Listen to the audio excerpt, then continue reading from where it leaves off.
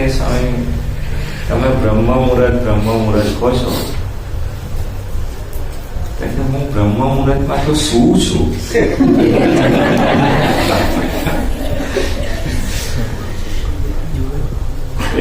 ત્યાં સુધી તો બધું બરોબર.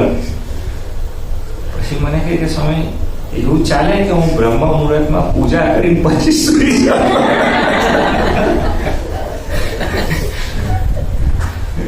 આપણે તો હવે પછી હાથ જોડવાના હોય, યથા ઈચ્છસી તથા કરું.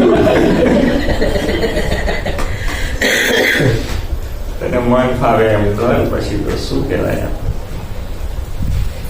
પણ તો પણ હું એ હરિભગત હોય કે ન હોય તો પણ હું એને ઓછો લેખતો નથી. કારણ કે